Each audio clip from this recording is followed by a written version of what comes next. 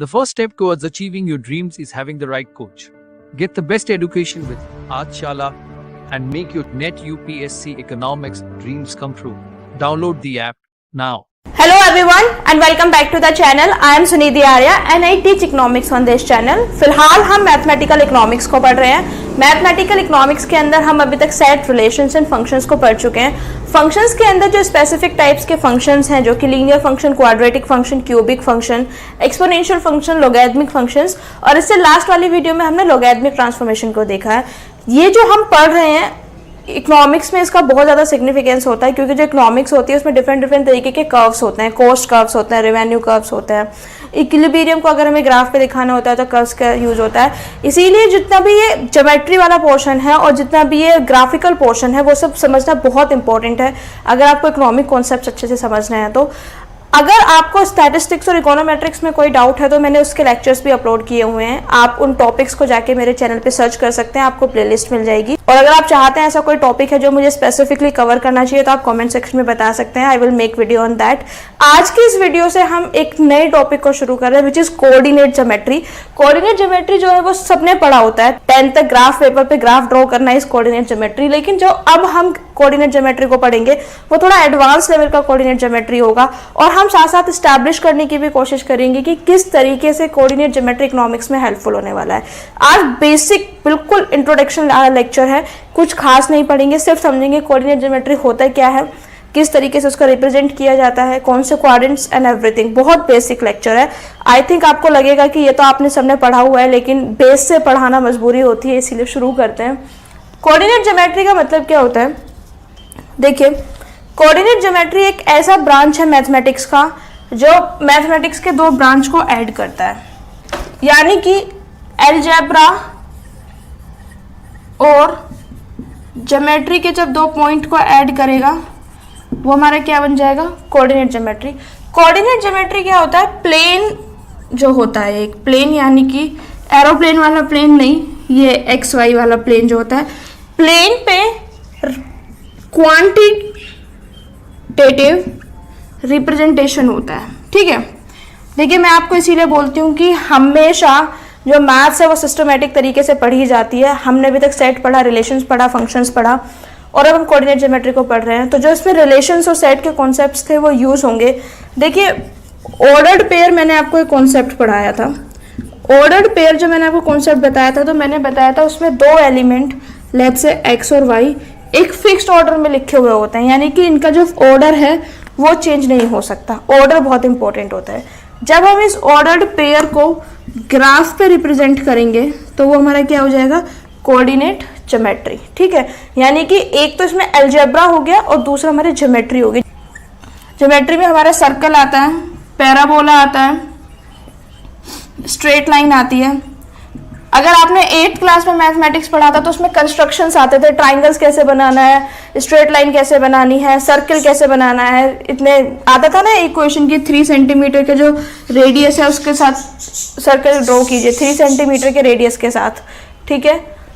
तो जब हम इन दोनों का अलजेब्रा के कॉन्सेप्ट और ज्योमेट्री के कॉन्सेप्ट्स को ऐड कर देंगे तो हमारी क्या बन जाएगी? कोऑर्डिनेट ज्योमेट्री बन जाएगी. ठीक है. जो भी ज्योमेट्रिक पॉइंट होंगे उनको क्वांटिटेटिव डायमेंशंस देंगे, quantitative dimensions to geometric points. ठीक है. क्वांटिटेटिव डायमेंशंस का क्या मतलब है? यानी कि वो एग्जैक्ट बताएंगे. जैसे कि अगर मैं यहाँ पे लिख दूँ 2, 3, तो इसका मतलब क्या है? x की वैल्यू 2 और y की वैल्यू 3. तो एक क्वांटिटी डिसाइड हो गई ना, एक क्वांटिटेटिव डायमेंशन दे दिया ना. तो जब क्वांटिटी डायमेंशंस देंगे ज्योमेट्रिक पॉइंट्स को, 2 ज्योमेट्रिक पॉइंट्स. ठीक है. और जितने भी इकोनॉमिक वेरिएबल्स होंगे, इकोनॉमिक वेरिएबल्स और उनके मैग्नीट्यूड को बताएगा, एंड देयर मैग्नीट्यूड. ठीक है. अब मैं इसको एग्जांपल को समझाने की कोशिश करती हूँ. इकोनॉमिक वेरिएबल्स क्या होते हैं? वेरिएबल्स जिनकी वैल्यू फिक्स ना होती हो. वेरिएबल का मतलब मैंने आपको बताया था, वेरिएबल यानी कि जिनकी वैल्यू चेंज होती रहती है, फिक्स वैल्यू नहीं होती है. तो लेट्स से हमारे पास दो इकोनॉमिक वेरिएबल्स है, पी और क्यू. पी और क्यू के बेसिस पे हम डिमांड को डिसाइड करते हैं और सप्लाई को. पी यानी कि प्राइस, क्यू यानी क्वांटिटी. तो जो हमारे मैग्नीट्यूड है, मैग्नीट्यूड का मतलब ये कि कितना, जब हम मैग्नीट्यूड की बात करते हैं तो हम बताते हैं कितना डिमांड, कितनी सप्लाई. तो ये भी हम किससे डिसाइड कर सकते हैं? कोऑर्डिनेट ज्योमेट्री से इसको रिप्रेजेंट कर सकते हैं। यानी कि अगर हम एक्स एक्सिस की जगह क्वांटिटी लिख दें और अब यहाँ पे प्राइस लिख दें, तो हमारे प्राइस और क्वांटिटी का जो एक ऑर्डर्ड पेयर बन के आएगा और उसका रिप्रेजेंट कर दें, तो ये हमारा डिमांड कर्व हो जाएगा, ये हमारा सप्लाई कर्व हो जाएगा। देखिए, जो मैंने ऑर्डर्ड पेयर का कॉन्सेप्ट बताया था, ऑर्डर्ड पेयर में एक बात बहुत ज़्यादा इंपॉर्टेंट थी कि जो एक पॉइंट है, यानी कि एक पूरा का पूरा ordered pair, let's say x और वाई, ये एक पॉइंट को रिप्रेजेंट करेगा, वन पॉइंट एग्जैक्टली। ठीक है, कई बार बच्चे कंफ्यूज हो जाते हैं, उसमें अगर एक्स वाई गिवन होता है तो उनको लगता है कि ये 2 पॉइंट को रिप्रेजेंट करेगा क्योंकि इसमें 2 वेरिएबल गिवन है, जबकि रियलिटी में ऐसा नहीं होता है। रियलिटी में ऑर्डर्ड पेयर होते हैं, 2 वेरिएबल होते हैं, लेकिन ये पॉइंट एक ही रिप्रेजेंट करते हैं। एक पॉइंट को रिप्रेजेंट करते हैं एक्स वाई को, और इनको हम क्या बोलते हैं? मेंबर्स बोलते हैं, मेंबर्स ऑफ ऑर्डर्ड पेयर। ठीक है, मेंबर्स बोलने के बाद में हम इनका दूसरा नाम होता है कोऑर्डिनेट्स। ठीक है, हमें इन्हें प्लेन में लोकेट करना होगा तो हम कैसे करेंगे? कोऑर्डिनेट्स के बेसिस पे करेंगे। ठीक है, ये हमारा बेसिक इंट्रोडक्शन था कि जो कोऑर्डिनेट ज्योमेट्री कैसे होती है, अलजेब्रा और ज्योमेट्री का कॉम्बिनेशन होती है, प्लेन को एक क्वांटिटिव रिप्रेजेंटेशन देती है, यानी कि क्वांटिटी पे जब हम डिसाइड करते हैं किसी भी प्लेन पे, ऑर्डर्ड पेयर जो कि रिलेशन से कॉन्सेप्ट आया, यानी कि 2 कोऑर्डिनेट्स होंगे, 2 कोऑर्डिनेट्स मिलके एक पॉइंट ग्राफ पे रिप्रेजेंट करेंगे। ठीक है, उनको मेंबर्स भी बोलते हैं, इनको कोऑर्डिनेट्स भी बोलते हैं। इकोनॉमिक वेरिएबल्स और उनके मैग्नीट्यूड को डिसाइड करने में बहुत हेल्प करते हैं। अब हम देखेंगे कि इसको ग्राफ पे किस तरीके से रिप्रेजेंट किया जाएगा। कोऑर्डिनेट ज्योमेट्री जो है पूरे ग्राफ पे डिपेंड करेगी। तो अब हम देखते हैं कि ग्राफ पे कोऑर्डिनेट ज्योमेट्री का क्या सिग्निफिकेंस है, किस तरीके से इसको बनाया जाएगा। देखिए, जो हमारा प्लेन होता है वो इस तरीके से 4 क्वाड्रेंट्स में डिवाइड होता है। ठीक है, इनको हम क्या बोलते हैं? इनको बोलते हैं क्वाड्रेंट्स। क्वाड्रेंट्स, ये जो होता है हमारा फर्स्ट क्वाड्रेंट होता है। ठीक है, ये हमारा सेकंड क्वाड्रेंट होता है, ये हमारा थर्ड क्वाड्रेंट होता है, ये हमारा फोर्थ क्वाड्रेंट होता है। जहां पे दोनों लाइन इंटरसेक्ट करती हैं, ये हमारा एक्स एक्सिस है, ये हमारा वाई एक्सिस है, ये भी हमारा वाई एक्सिस है, ये हमारा एक्स एक्सिस है। जहां पे ये एक्स एक्सिस और वाई एक्सिस आपस में इंटरसेक्ट करेंगे वो हमारा ओरिजिन होगा। ओरिजिन यानी कि 0 0। इस पॉइंट पे एक्स और वाई दोनों की ही वैल्यू 0 है। अगर हमारा ऑर्डर्ड पेयर एक्स वाई है, जो कि हमने लास्ट एग्जांपल में देखा था एक्स वाई, तो जो हमारा एक्स है, यानी कि एक्स है, उसको हम फर्स्ट क्वाड्रेंट भी बोल सकते हैं, फर्स्ट कोऑर्डिनेट, और उसको हम अबिस्का भी बोलते हैं, अबिस्का। ठीक है, और y को हम क्या बोलते हैं? सेकंड कोऑर्डिनेट, और सेकंड कोऑर्डिनेट के साथ साथ y को हम क्या बोलेंगे? ऑर्डिनेट। ठीक है, तो ये क्या है? हमारे x एक्सिस के और y एक्सिस के 2 नाम है, यानी कि x एक्सिस के अलावा आपको किसी क्वेश्चन में फर्स्ट कोऑर्डिनेट और अबिस्का भी दिया जा सकता है, और सेकंड कोऑर्डिनेट और ऑर्डिनेट भी दिया जा सकता है। अब आप देखिए, जैसे कि आपने नंबर लाइन बनाते थे, आपने 6th 7th 8th में नंबर लाइन बनाई होगी, तो जो नंबर लाइन के 0 था, इधर भी सेंटर में 0 होता था, इधर साइड पॉजिटिव नंबर होते थे और इधर साइड नेगेटिव नंबर होते थे। सेम वे ओरिजिन से अगर हम राइट हैंड की तरफ बढ़ेंगे तो इधर हमारी पॉजिटिव वैल्यूज आएंगी। ठीक है, 1 2 3 4 5 6 7 8, ये हमारी क्या आ गई है? Positive value. इसी तरीके से अगर हम इसके नेगेटिव साइड में बढ़ेंगे, इसके लेफ्ट साइड में बढ़ेंगे, तो हमारी वैल्यूज क्या आएंगी? नेगेटिव, -1 -2 -3 -4 -5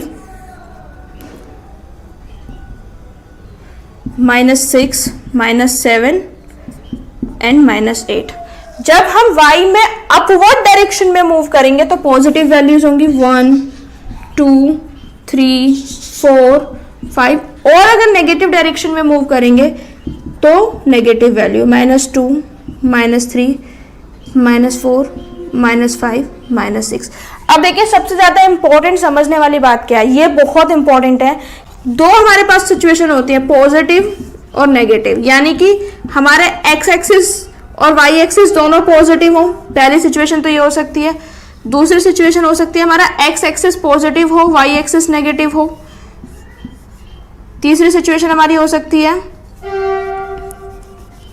कि हमारा एक्स एक्सिस नेगेटिव हो, वाई एक्सिस पॉजिटिव हो, और चौथी दोनों नेगेटिव हो।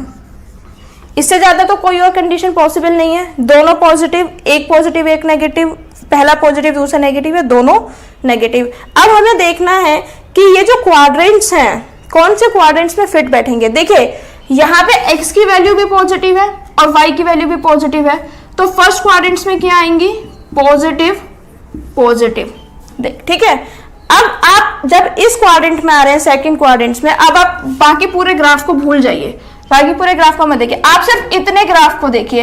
ये जो ग्राफ है इसमें x की वैल्यू क्या है, नेगेटिव है ना, x की वैल्यू नेगेटिव और y की वैल्यू पॉजिटिव। यानी कि अगर हमें ऐसे क्वाड्रेंट्स गिवन है जिसमें x की वैल्यू नेगेटिव है और y की वैल्यू पॉजिटिव है, तो वो हमारा सेकंड क्वाड्रेंट्स में जाएगा। थर्ड क्वाड्रेंट में अगर आप देखेंगे तो देखिए x की वैल्यू भी नेगेटिव है, y की वैल्यू भी नेगेटिव है, यानी कि ऐसे ऑर्डर्ड पेयर जिसमें x की वैल्यू और y की वैल्यू दोनों की वैल्यू नेगेटिव होंगी वो थर्ड क्वाड्रेंट में जाएगा। ऐसा क्वाड्रेंट जिसमें देखिए x की वैल्यू तो पॉजिटिव है, x की वैल्यू पॉजिटिव आ रही है ना, लेकिन y की वैल्यू नेगेटिव है, तो वो कहां जाएगा, फोर्थ क्वाड्रेंट में जाएगा। फर्स्ट क्वाड्रेंट में x और y दोनों की वैल्यू पॉजिटिव होंगी, सेकंड क्वाड्रेंट में x की वैल्यू नेगेटिव, y की वैल्यू पॉजिटिव होगी, थर्ड क्वाड्रेंट में दोनों नेगेटिव होंगे और फोर्थ क्वाड्रेंट में first positive and second negative. अब इसको याद करने का क्या तरीका है, बच्चे एग्जाम में बहुत ज्यादा कंफ्यूज हो जाते हैं, तो कंफ्यूज नहीं होना है।